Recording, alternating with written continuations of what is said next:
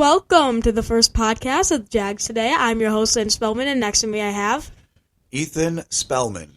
And today we're going to be talking about the Jags coaches, players on the hot seat, and free agency. So first, we're definitely going to go coaches. Doug Peterson only took 13 days to fill out his whole coaching staff. That's under 2 weeks. So yeah, we're going to talk about special teams, offensive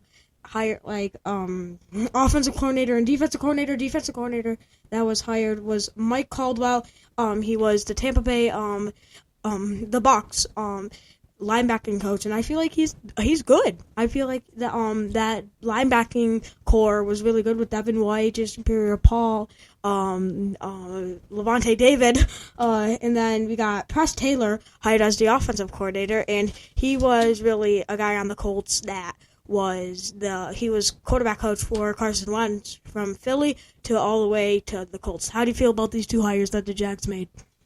Anytime you can get that Doug Peterson could reach back and find coaches that were people that he knew from his regime when he was at Philadelphia, and they wanted to follow him.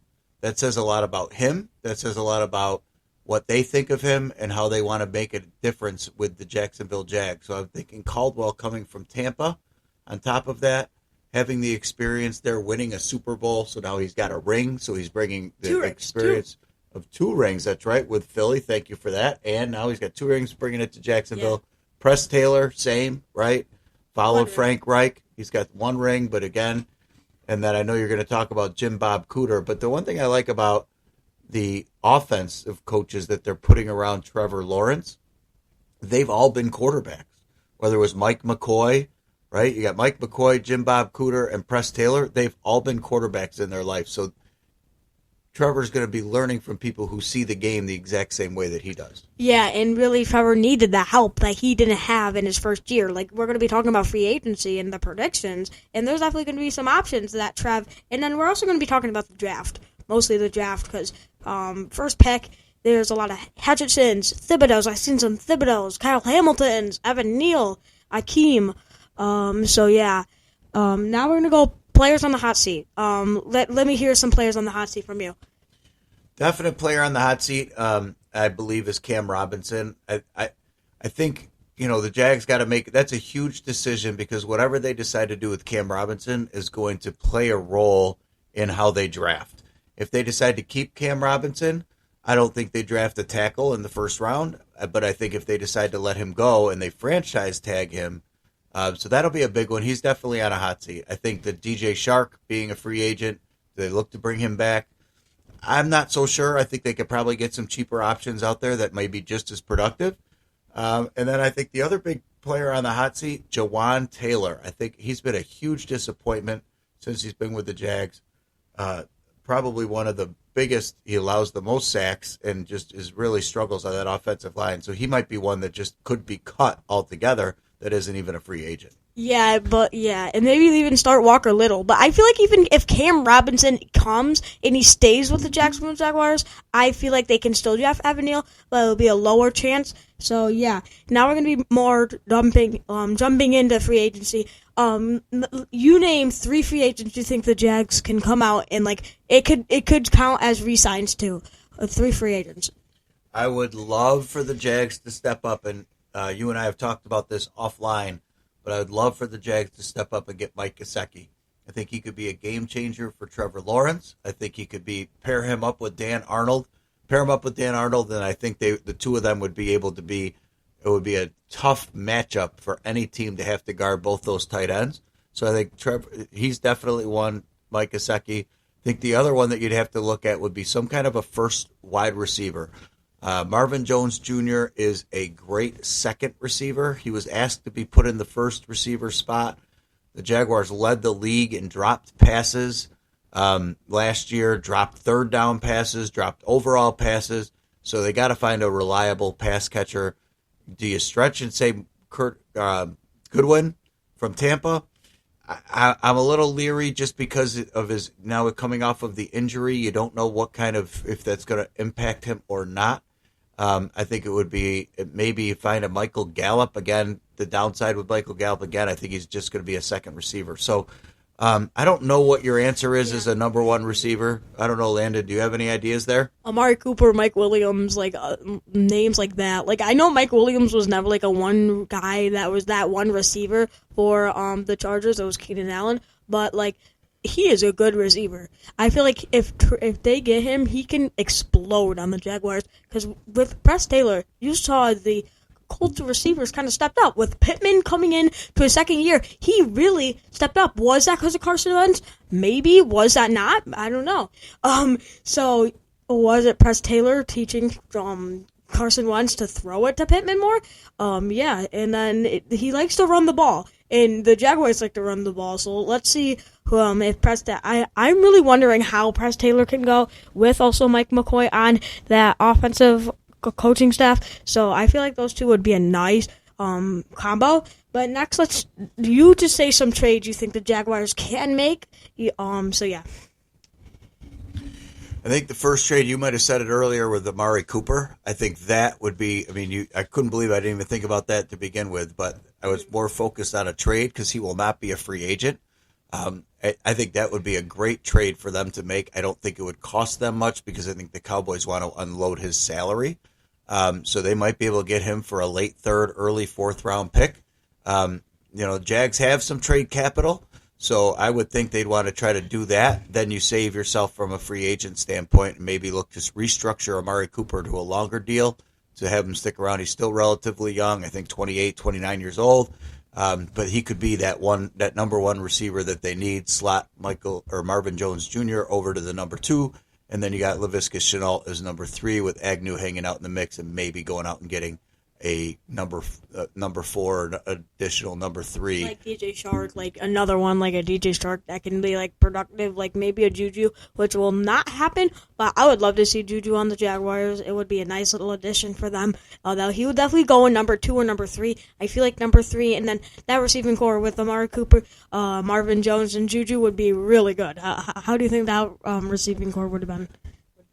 I think it would be great. I just don't know if Juju Smith would be okay being a number 3. He is. I'd struggle with if he's truly a team guy or if he's a me guy. And I think with the Jaguars, with the culture that they're going to try to create there, you want team guys. And I really struggle with what Juju's mindset is. Yeah, and now we're going to be more talking about the predictions for the Jaguars, going more deep into the free agents talk. And I'm going to give my 3 free agents. I didn't even get my 3 free agents. Did you give 2 or 3? I gave 2. Okay. But I think you should go ahead and give your 3. Yeah. Jadeveon Clowney would definitely be a nice addition for the Jags. Jadeveon Clowney? Mm-hmm. Tell me more.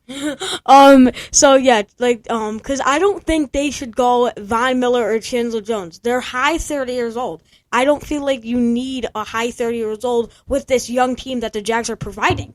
Like, they're providing a very young team with youth. Like, a couple years ago, like 2 years back, they were the youngest team in the NFL. I still think they are the youngest team in the NFL. Maybe number 2.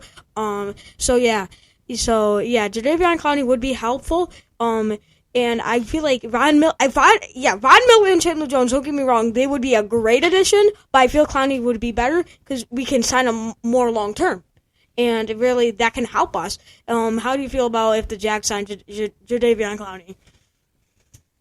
Well, when you said that, at first I was a little shocked, but then I thought about it, and I'm like, all right, I could see where it would make sense for the Jags to do that, but I think whoever it is that signs Jadeveon Clowney has got to give him. He seems to only go on 1 year, and I wonder if he gets signed long term. But if the reason is because he, again, like Juju Smith-Schuster, is he just a one and done type guy because he is not a team player, or is he that guy that you can build around on your defense? Not sure. Yeah, like with the Texans, he was good for J.J. Watt. He was his right-hand man with J.J. Watt. He was really getting the sacks that can help J.J. Watt prevent the sacks. Okay, now I'm going to go for my second person, Zach Ertz. We know Doug Peterson coming to this team is really good for the Jaguars. He teach Carson Wentz to almost compete for the MVP in 2017. Won a Super Bowl with Carson Wentz when he was younger. So yeah, and I feel like if Zach Ertz was on that team, and he's really took a downfall when Doug Peterson left. when Nick Sirianni was their coach, he just downfalled because he wasn't getting the ball. Dallas Goedert took over, and he really couldn't really have the ball, and they tried to give it, like, they didn't even try to give it to him. And I feel like that would help Trev. I love the Gesicki pick, but if we can't get Gesicki and he signs with someone else, your next option is Zach Ertz. Doug Peterson trained Zach Ertz to be a phenomenal receiver. Does he still have stuff in the tank? We don't know, because he doesn't have the ball much. But with Arizona, he wasn't bad. With Arizona, he was okay. He wasn't the best in the world. He wasn't the worst. So, yeah. And then my third pick is going to be on the defensive side of the ball, another defensive person. And I feel like it can be Laurel Joseph. The Jaguars' defensive line is horrible. It's just filled with Smoot. Just Smoot is their best player. And when Smoot is your best player on the defensive line, you got a problem. You got a problem. And Laurel Joseph is a great defensive tackle for the Chargers. Just he won't get in. He won't pass rush. He just stops to run. And the Jaguars have struggled that. And with Jonathan Taylor in your division and also Derrick Henry in your division, you're stacked up with great running backs in your division. And you really need a run stuffer to stop them. That's how the Colts are doing so good against the Derrick Henry and stopping him. That's a great, when you first brought up Joseph, I was like, what about Melvin Ingram? But your point made about the run. I didn't think about that. Me being a Bills fan, I'm used to the passing. We don't have a lot of running in our division. But thinking about your division with the running backs, you do need that run stuffing type of an end player. So I'm jumping on your bandwagon there with Joseph for sure. Yeah. And then draft. I mean, a last person for you. Pick a person. You don't know a lot because Bills fans, they not like the offseason. They want their team to play. They don't sign anybody either. So maybe you just pull one out of your sock. Maybe get one. Maybe on the offensive line. Let's see. What I would love to be able to see for the Jaguars is I'm going to stay on the defensive side of the ball. And I would love for them to be able to get somebody to complement Miles Jack. I might not know the linebackers that are available out there for that, but I would think that there's a linebacker out there. Devondre Campbell was a monster for the Green Bay Packers. Was he only good? Is he only good for a good team? Maybe, but if the Jaguars, he wasn't good. I forgot who he was. I think he was with the Cardinals before. He wasn't the best, but maybe the Cardinals just didn't have anybody to compliment him with. But then Miles Jack, that'll help him. But I did see it. There's this Bleacher Report notification. It said like 4 or 5 bold predictions, and they said Jaguars might cut Miles Jack. And I don't see that happening. Do you see that happening? I would understand if they had a game plan to do something different. But right now, they've got to figure out how to highlight Miles Jack, who's their tackling machine, and they've got to be able to free up Josh Allen.